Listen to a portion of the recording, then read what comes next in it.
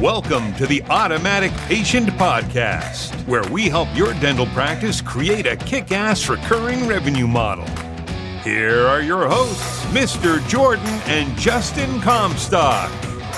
This podcast is powered by BoomCloud. Create, manage, and grow your dental membership program. Schedule a demo on boomcloud.com.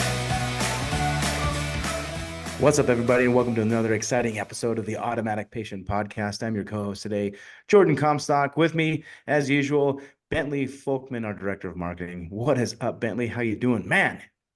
I am excited for our guests today. I have done nothing but think about the steak dinner that we had a couple weeks ago.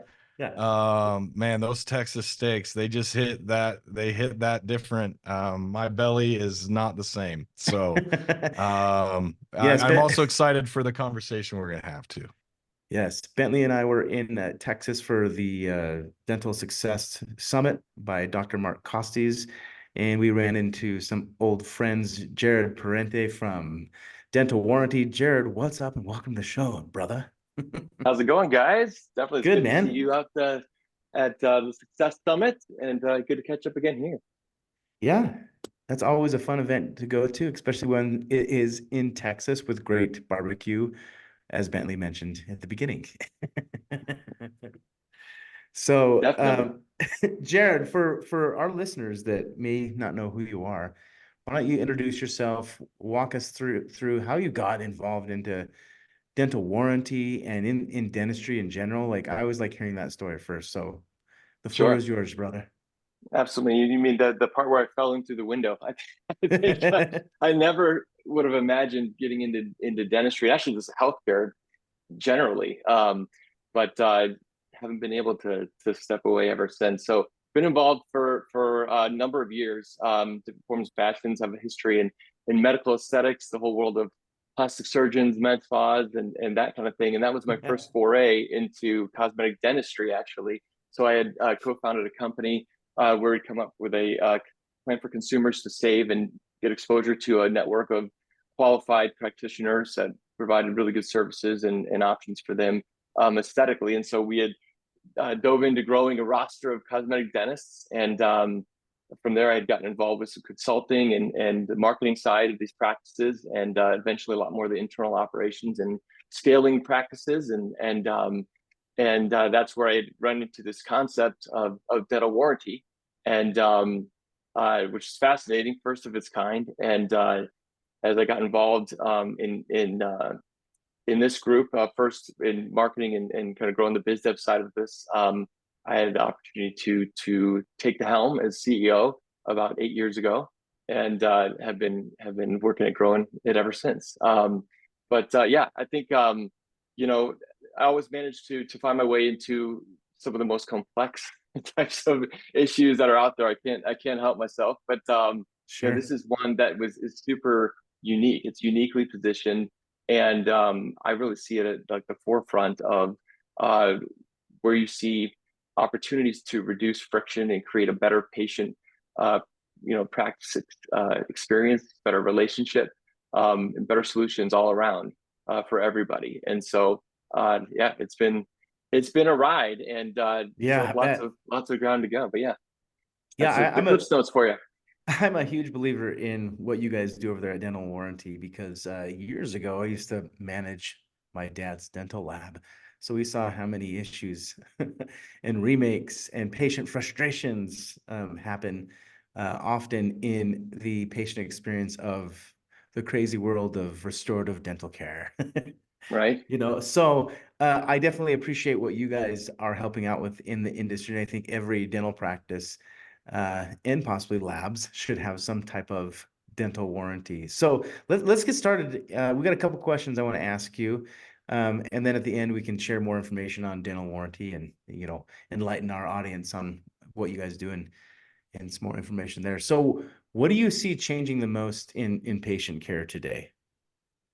So this is something we're going to eat, breathe, sleep day in and day out. And that's patient practice relationship, and just the speed of which, things are changing, the new science of loyalty and service matched with really good quality care. This collision, kind of a consumerism meets healthcare, and it's fascinating to see, just the nuances of it, and to be, have the opportunity that we have to influence it in a big time way. So you think about your own life, expectations you have as you buy, products, or you kind of enlist services. Just think about how much that has shifted in the last 10 years. And so really the same thing is happening on the healthcare front.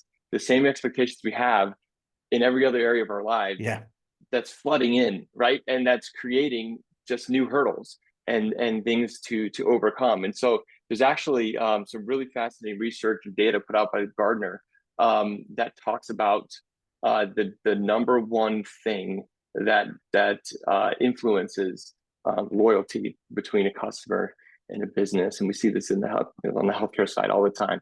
And that one thing is effort. They defined it as the effort, the amount of work, what it feels like, whether that's in reality or whether it's perception. Exactly.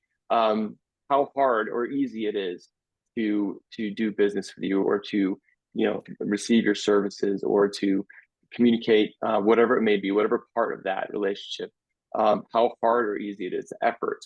And so much so that they've got it dialed down, they've got it measured, where for every interaction you've got with the business, there's a 4-to-1 ratio of that interaction driving disloyalty over loyalty with the business. So would you say crazy? Would you say like convenience is, like, we mentioned the word effort? If it Absolutely takes too much effort to schedule an appointment, for example, Bingo. that is a detractor for being a loyal patient. Absolutely.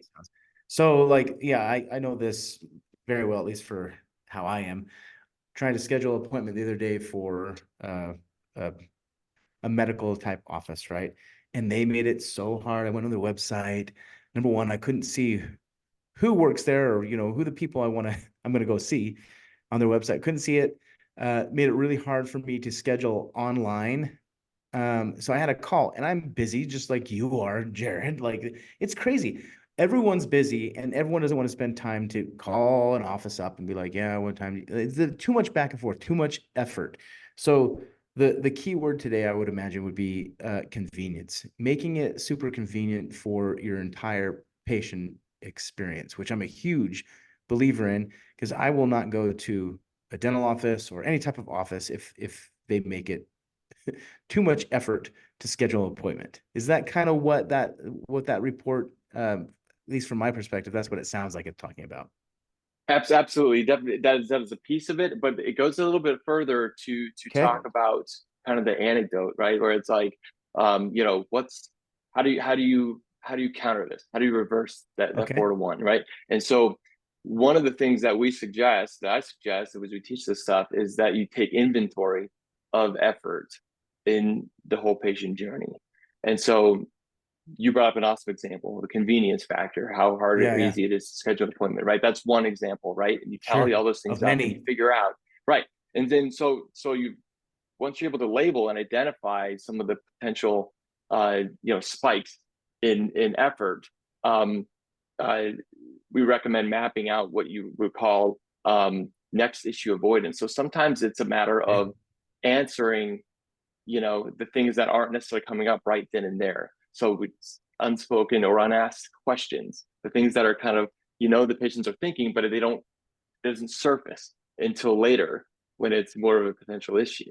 And so having routines, systems, and things in place, tools at the ready, whether it's just in your talk tracks and the way you present certain things, and then again, back to your example, a much better, more convenient way for them to schedule an appointment. All of those things are great examples of having a system, having a tool that's as easy as kind of like plugging in your GPS coordinates to get to where you're wanting to go. And that's what we recommend, is just having a full stack of those things for each one of those potential spikes in effort. So from my perspective, I agree with you 100%, especially with our patients, making sure that their effort is maximized for their care first and foremost, but also for their experience. But also being on the tactical side of this, and if our office managers in particular, who I'm thinking about that are listening to this, when they hear about, oh yeah, we got to have a million ways for patients to find us and schedule appointments and make this process easier and that process easier and this experience better, all they hear is job 3, job 4, job 5, job 6, Yep. job 7. So from your experience, like what challenges come from adding all of these things that make the effort of the patient easier, but add to us? And then what can they do to fix that? You know, you got to update your systems time to time, and that can take, Yep. continuous work. But anybody, who has experience in running, well-structured businesses will say it's front-loaded work.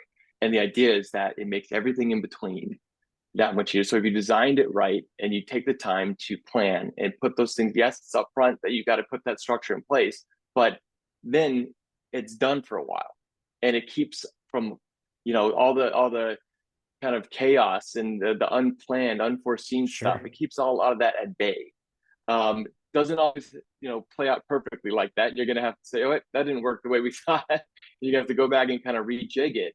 But the idea is when it's done right, you're creating more consistency, and you're creating a lot more of a predictable day. And you're preventing a lot of other issues that are going to be a lot of work and a lot more headaches. Yeah, exactly. So that would be one thing I would recommend as far as taking on those things. And then another thing that I'll throw out there that's really interesting related to some of that Gartner research is another study that they did that kind of talks about the whole like white glove and bells and whistles approach to your experience, and not saying that that you shouldn't consider those things, the whole Ritz-Carlton experience and going over the top. Like, how are we different? How do we do all these nice kind of, frills and stuff? Those are merited, but to a certain degree. What they found is that truthfully, those have a relatively low impact point after a certain extent to really increase your loyalty and to grow a fan base and customers. And in reality, covering your basic and the simple part of your experience and making sure you get those things dialed in to the T have way greater impact on keeping customers around than trying to do everything and be all these things that are outside the normal of just coming to the dental practice to take care of your oral health. Does that make sense? So what you're saying is all those dental practices that are offering free mimosas in the waiting room and stuff, that might be overkill. It could be. It's not a and bad they're saying idea. Again, like, I'm not saying take the soul out of everything you want to do to make your patients feel special and to go above and beyond it to be different. You want to do those things, but it should not be at the just take care of your basics. Just make sure that you're not overlooking at the expense of the basics. Exactly. Yeah, no, that makes sense. Because there's certain expectations that patients may have when going to the dental office, and it's like, oh, cool, the free mimosas are awesome, but they didn't solve X, or they made it hard to do Y, right? Bingo. So, I mean, it's a great idea, Bentley. I mean, more practice should be doing that. Well, maybe. I'm joking. Maybe that could be a disaster too. Who knows?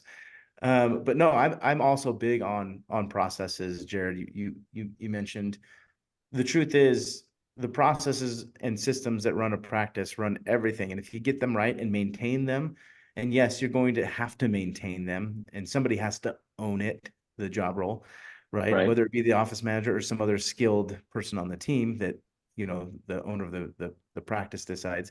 Somebody's got to own that, because the patient experience process is the number one thing and the number one killer. I remember talking to a practice that wanted to start a membership program, and he struggled to get his membership program off the ground. But then when you looked at his patient experience reviews, they weren't good, right? And you could tell that they weren't following a process. And if they did have a process, it was hurting the patient experience. And that happens a lot of times in practices where they're like, well, this is part of our patient experience process. And like, let's say they have a financial process that can be, you got to treat that delicately, right? When you're talking finances with patients. And it felt like reading the reviews, they were a little bit more cutthroat or aggressive with it, and they got a lot of bad reviews from it. And I'm like, well, that's why you're not growing your loyalty program, because your patient experience is kind of is not honed in to where it should be, right? So I'm a huge believer in that as we run a membership program for practices, which is a loyalty program, right? Yeah. So I love that. All right, Bentley, what's our next question here? I lost track of where we were at. Oh yeah. So I have a follow-up to that as we dive in. Sorry, I was letting Jordan go on his rant there for a minute. Yeah, sweet. It's a good rant. Yeah. So what I love about this is, to kind of summarize where we are at this point, is it's easy to identify, like, how to make it easier. Well, maybe not easy is the right word, but we identify that effort is the key to success for a practice. And the more that effort from the patient's perspective can be used to create value. And I would say it doesn't mean that they have a zero effort experience. It means that their effort is value based, right? Because I think there is times where you want your patients, they need to brush their teeth so they don't get cavities, despite what my son will continuously tell me. He wants braces, by the way. And so we're using that, holding that over his head. We're saying, well, you get braces, you're not going to have teeth left if you're not brushing regularly. Right. Yeah. So the basics. So there has to be some basics, and that leads into that, right? It goes into, okay, start with the basics, make sure that the effort you're providing as a practice, as a clinician, as an office, is meeting those basic needs and creating the best value with your core operating, initiatives. And then you move from there into, the amount of effort to make yourself special beyond that. And what my question is, what effort would you suggest, or what tools or challenges should an office tackle?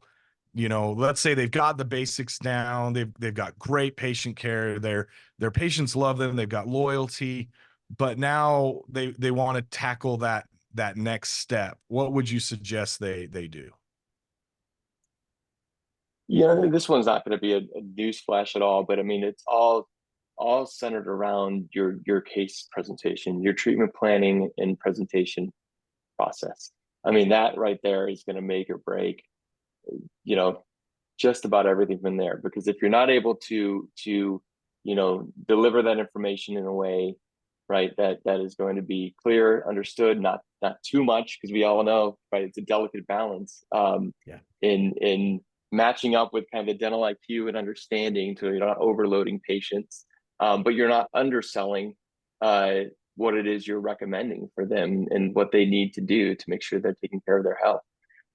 So that process is essential. It's the lifeblood of everything you do, and your ability to continue providing dental care or less of it, if you're not able to communicate clearly during that process. And then, this is a bit of a shameless plug for us, but conceptually, it's super important. It's making sure you get expectations dialed in correctly. And there are things that you should absolutely be paying attention to, whether or not you're going to lean on us, dental warranty as your partner to provide a protection plan or a warranty to go with that treatment plan. The timing of that is a pretty essential piece. Yeah. So walk us through like what dental warranty does and how it can help with the patient experience. Because I know, like I said at the beginning, I know the problems in dentistry really well, especially in restorative care. And a lot of it, I remember a specific case where the patient got a crown and something went wrong. It's been too long for me to remember the details of what went wrong, but something went wrong and the patient had to come back and get, all the work done. And that was such a poor patient experience for that particular patient. and the practice and us, right, as the lab that's restoring the patient's smile. What, from your customer base, Jared, what is so beneficial of having a dental warranty program in place? Sure. So, at face value, so, a lot of practices that come to us and are like, hey, uh, isn't that kind of weird, me proactively talking about this kind of thing? Will this put these ideas into my patient's heads that they're going to need some kind of backup or protection plan because we perhaps don't do good, right? But that couldn't be further from the truth. The reality is there's so much that does go on, that happens, that's way outside of your control. I mean, you could be the best practitioner in the world, and things happen. There's so many variables. There's so many variables. Absolutely. Yeah. Tons. So this is really just taking all that off the table and planning for a good experience, no matter what, because stuff happens, right? Yeah. And so, and you're literally making something that's going like this every day, right? Against each other. Like, come on, right. It's not a TV. Exactly. And that's just a basic, starting point, right? It's just tons of stuff that can go on. So it really has hardly anything to do with it at that point. It's more or less just saying, look, we do amazing quality work here. We provide quality care, and we provide a plan that keeps that service experience for the patient right up there with it, no matter what curveballs are thrown your way. And so, and not to mention, as you're going through the case presentation process, setting the right types of expectations and encouraging good, healthy habits and routines. It's just one other way that you can leverage this to be sure patients understand what their part is to keep their smile healthy, coming back in for their hygiene appointments on a prescribed basis to keep their protection plan active, keeps things both fair for you. So it's a loyalty mechanism.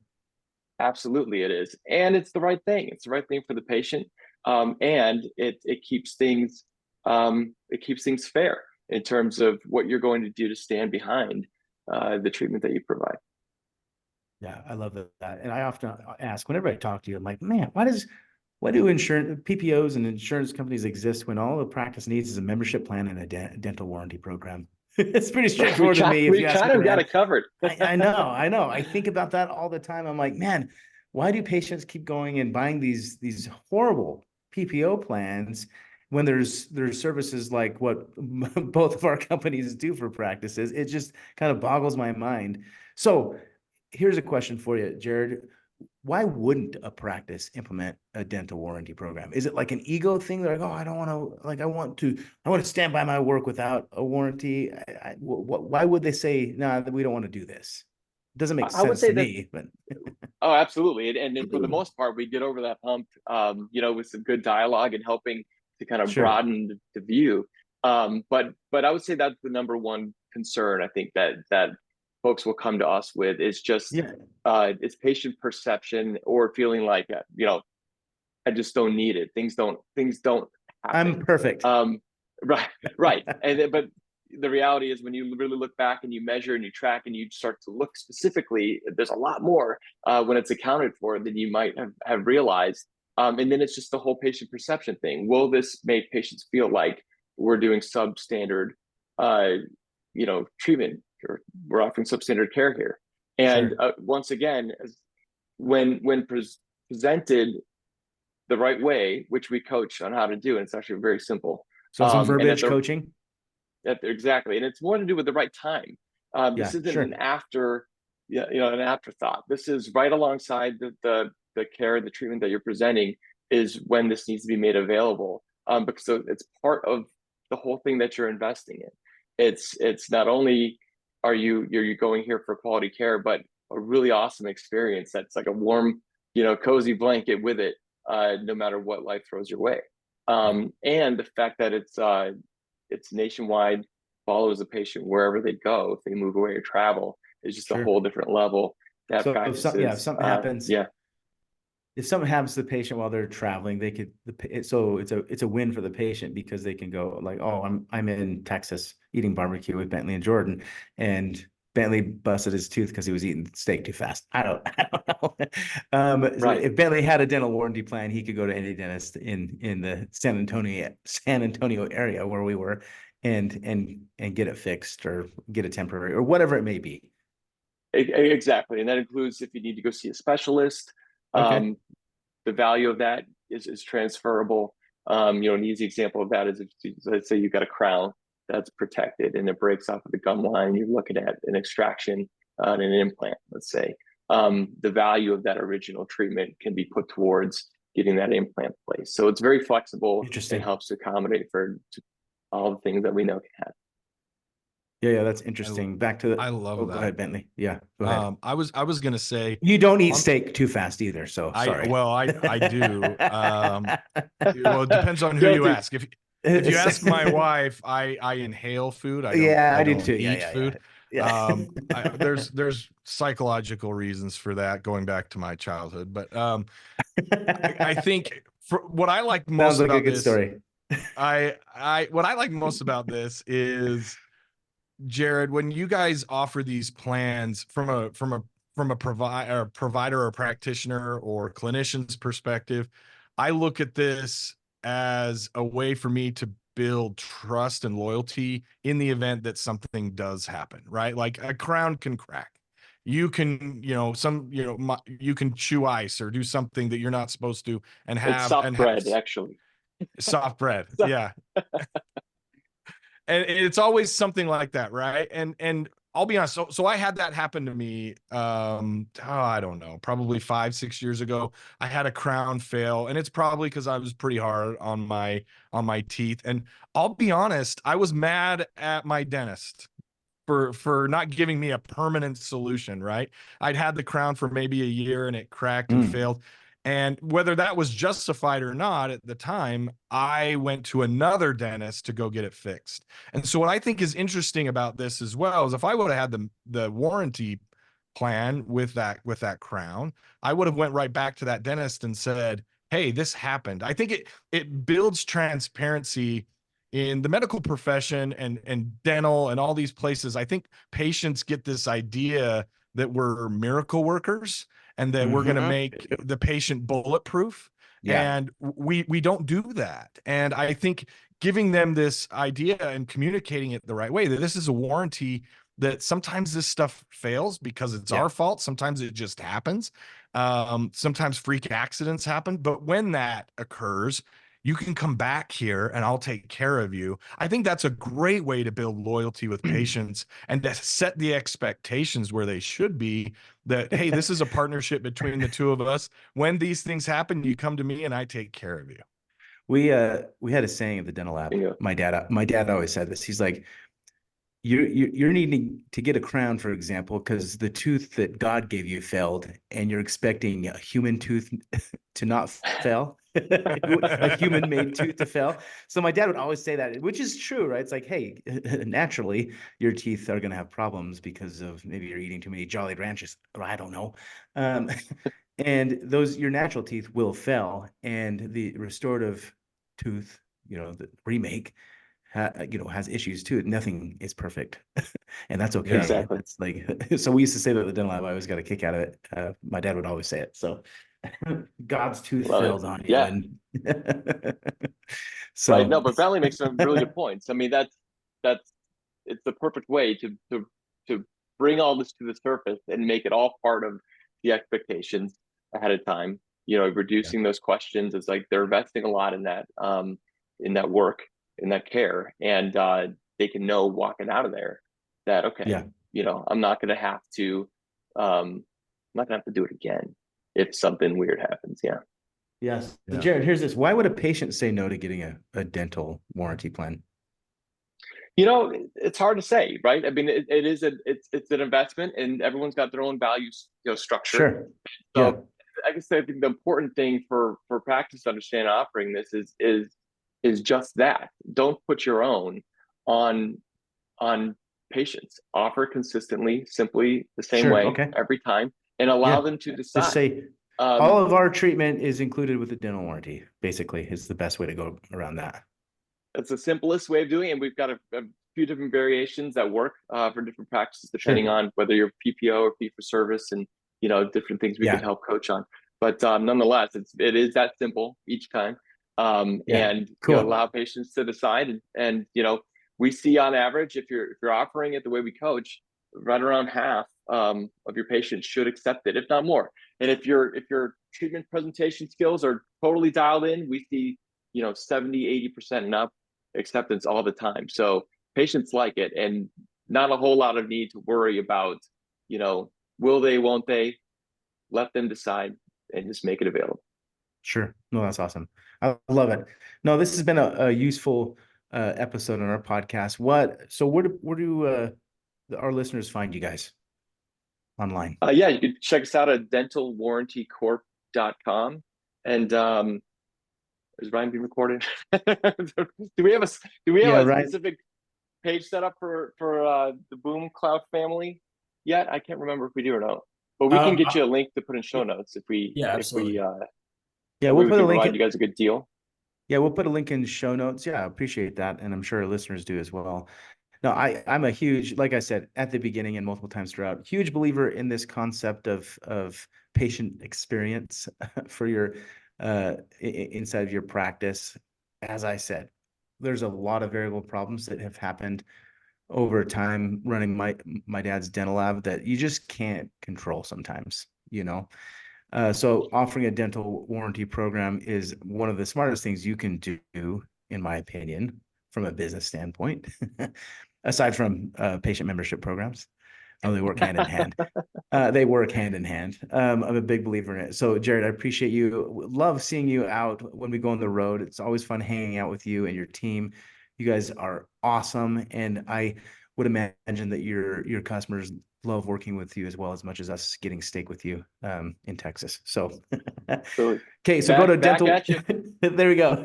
Dentalwarrantycorp.com. We'll leave some resources in the show notes as we get them from you guys. So, with that said, we hope all of our listeners have a rocking day.